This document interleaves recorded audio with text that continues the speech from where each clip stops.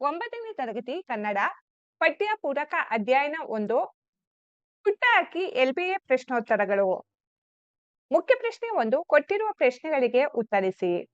ಪ್ರಶ್ನೆ 1 ಪುಟ್ಟ ಅಕ್ಕಿ ಹೇಗೆ ಗೂಡು ಕಟ್ಟುತ್ತದೆ? ಉತ್ತರ ಪುಟ್ಟ ಅಕ್ಕಿ ಕಡ್ಡಿ ಕಡ್ಡಿ ಕೂಡಿಸಿ ಗೂಡು ಕಟ್ಟುತ್ತದೆ.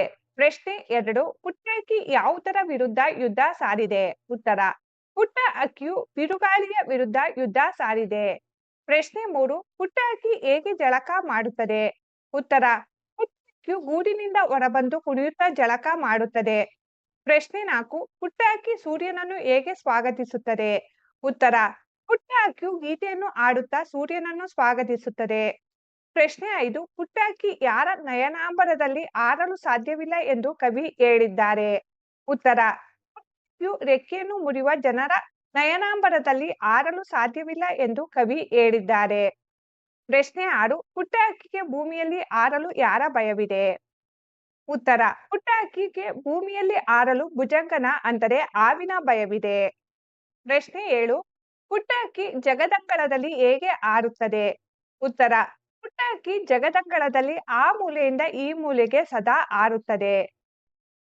9ನೇ ತರಗತಿ ಕನ್ನಡ ಪಠ್ಯ ಪೂರಕ ಅಧ್ಯಯನ 2 ಚನ್ನಭೈರಾದೇವಿ ಎಲ್ಬಿಎ ಪ್ರಶ್ನೋತ್ತರಗಳು. ಮುಖ್ಯ ಪ್ರಶ್ನೆ 1 ಕೊಟ್ಟಿರುವ ಪ್ರಶ್ನೆಗಳಿಗೆ ಉತ್ತರಿಸಿ. ಪ್ರಶ್ನೆ 1 ಚನ್ನಭೈರಾದೇವಿಯ ಆಡಳಿತವಿದ್ದ ಪ್ರಾಂತ್ಯಗಳು ಯಾವುವು? ಉತ್ತರ ಚನ್ನಭೈರಾದೇವಿಯ ಆಡಳಿತವಿದ್ದ ಪ್ರಾಂತ್ಯಗಳು ಗೇರುಸೊಪ್ಪೆ ಮತ್ತು ಆಡುವಳ್ಳಿ. ಪ್ರಶ್ನೆ 2 ಚನ್ನಭೈರಾದೇವಿಗೆ ಉದ್ದಟತನ ಪತ್ರ ಬರೆದವರು ಯಾರು? ಉತ್ತರ ಚನ್ನಭೈರಾದೇವಿಗೆ ಉದ್ದಟತನದ ಪತ್ರ ಬರೆದವರು ಪೋರ್ಚುಗೀಸ್ ಗವರ್ನರ್ ಲೂಯಿಸ್ ಅಟಾಯಿಡೆ.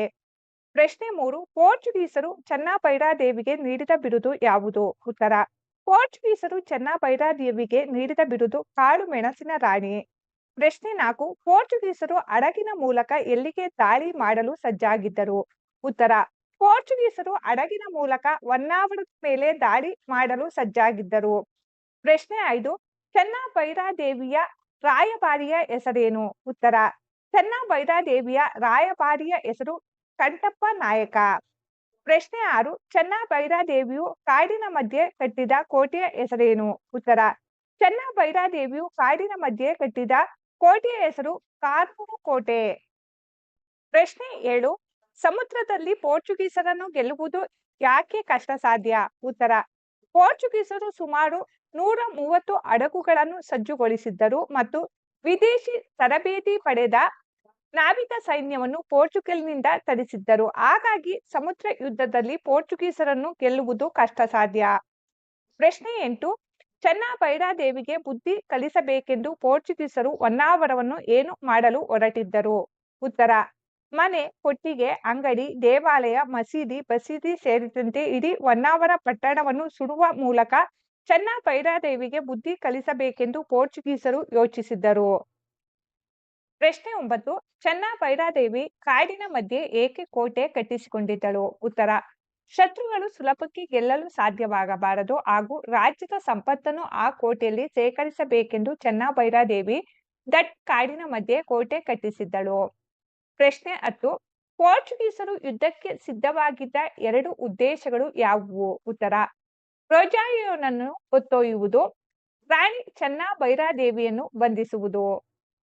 ಪ್ರಶ್ನೆ 11 ಲೂಯಿಸ್ ಅಟಾಯಿಡೆ ಪತ್ರದಲ್ಲಿ ಚನ್ನಭೈರಾದೇವಿಗೆ ಏನೆಂದು ಬರೆದಿದ್ದಾನೆ? ಉತ್ತರ ಆಡುವಳ್ಳಿ ಗೇರುಸೊಪ್ಪೆಗಳ ಮಹಾರಾಣಿಗೆ ಗೋಬಿಯ ಗವರ್ನರ್ ಲೂಯಿಸ್ ಅಟಾಯಿಡೆಯ ಶುಭಾಶಯಗಳು. ತಾವು ಹೊನ್ನಾವರ ಮತ್ತು ಭಟ್ಕಳ ಬಂದರುಗಳಲ್ಲಿ ನಮ್ಮ ಒಪ್ಪಿಗೆ ಪತ್ರ ಪಡೆಯದ ಮುಸಲ್ಮಾನರ ಹಡಗುಗಳ ವ್ಯಾಪಾರಕ್ಕೆ ಸಹಕರಿಸಿದ್ದೀರಿ. ಕೂಡಲೇ ಅವರನ್ನು ಹೊರಗಟ್ಟಿ. ಪೋರ್ಚುಗೀಸ್ ರಾಜದ್ರೋಹಿ ರೋಜಾಯಿಗೆ ನೀಡಿದ ಆಶ್ರಯವನ್ನು ನಿಲ್ಲಿಸಿ ನಮಗೆ ಒಪ್ಪಿಸಬೇಕು. ಇಲ್ಲವಾದಲ್ಲಿ ನಮ್ಮ ಚಕ್ರವರ್ತಿಗಳು ನಿಮಗೆ ನೀಡಿದ ಕಾಳು ಮೆಣಸಿನ ರಾಣಿ ಎಂಬ ಬಿರುದನ್ನು ಹಿಂಪಡೆಯಬೇಕಾಗುತ್ತದೆ ಎಂದು ಬರೆದಿದ್ದಾನೆ. 9ನೇ ತರಗತಿ ಕನ್ನಡ ಪಠ್ಯ ಪೂರಕ ಅಧ್ಯಯನ 3 ಸಿರಿಯ ನೀನೆನ್ನ ಬಣ್ಣಿಪೆನು ಎಲ್ಬಿಎ ಪ್ರಶ್ನೋತ್ತರಗಳು. ಮುಖ್ಯ ಪ್ರಶ್ನೆ 1 ಕೊಟ್ಟಿರುವ ಪ್ರಶ್ನೆಗಳಿಗೆ ಉತ್ತರಿಸಿ. ಪ್ರಶ್ನೆ 1 ಭರತೇಶ ವೈಭವ ಕಾವ್ಯದ ಕರ್ತೃ ಯಾರು? ಉತ್ತರ ಭರತೇಶ ವೈಭವ ಕಾವ್ಯದ ಕರ್ತೃ ರತ್ನ ಕರವರ್ಣಿ. ಪ್ರಶ್ನೆ 2 ಭರತನನ್ನು ಹೊಗಳುತ್ತಿದ್ದ 3 ಲೋಕಗಳು ಯಾವುವು? ಉತ್ತರ ಭರತನನ್ನು ಹೊಗಳುತ್ತಿದ್ದ 3 ಲೋಕಗಳೆಂದರೆ ಸ್ವರ್ಗ, ಮರ್ತ್ಯ ಮತ್ತು ಪಾತಾಳ. ಪ್ರಶ್ನೆ 3 ಭರತ ಚಕ್ರವರ್ತಿ ಓಲಗಕ್ಕೆ ಹೇಗೆ ಬರುತ್ತಾನೆ? ಉತ್ತರ ಭರತ ಚಕ್ರವರ್ತಿಯು ಸೂರ್ಯೋದಯ ಸಮಯದಲ್ಲಿ ಎದ್ದು ದೇವರ ಪೂಜೆ ಮಾಡಿ ಓಲಗಕ್ಕೆ ಬರುತ್ತಾನೆ. ಪ್ರಶ್ನೆ 4 ಆಸ್ಥಾನ ಭವನದೊಳಗೆ ರಾಜನು ಹೇಗೆ ಶೋಭಿಸುವನು? ಉತ್ತರ ದೇವೇಂದ್ರನು ರತ್ನ ಪುಷ್ಪಕದಲ್ಲಿ ಶೋಭಿಸುವಂತೆ ಭರತ ಚಕ್ರವರ್ತಿಯು ಆಸ್ಥಾನ ಭವನದೊಳಗೆ ಶೋಭಿಸುತ್ತಿರುವನು. ಪ್ರಶ್ನೆ 5 ತುಂಬಿದ ಸಭೆಯು ಮೈಮರೆತು ಕಾತರರಾಗಿದ್ದಕ್ಕೆ ಕಾರಣವೇನು? ಉತ್ತರ ತುಂಬಿದ ಸಭೆಯು ಭರತ ಚಕ್ರವರ್ತಿಯನ್ನು ನೋಡುವುದಕ್ಕಾಗಿ ಮೈಮರೆತು ಕಾತರರಾಗಿದ್ದರು. ಪ್ರಶ್ನೆ 6 ಜ್ಞಾನ ಬೇಸರ ಆದಾಗ ಏನು ಮಾಡುತ್ತೇನೆಂದು ಕವಿ ಹೇಳುತ್ತಾರೆ? ಉತ್ತರ ಗುರುವೇ, ಜ್ಞಾನ ಮಾಡುವುದಕ್ಕೆ ನನಗೆ ಬೇಸರ ಆದಾಗ ನಾನು ನಿನ್ನನ್ನು ಮೊದಲು ಮಾಡಿಕೊಂಡು ಕನ್ನಡದಲ್ಲಿ ಒಂದು ಕಥೆಯನ್ನು ಹೇಳುತ್ತೇನೆ. ನನ್ನೊಡನೆ ಅದು ನಿನ್ನಾಜ್ಞೆ ಎಂದು ದೇವರಲ್ಲಿ ಪ್ರಾರ್ಥಿಸುತ್ತಾರೆ.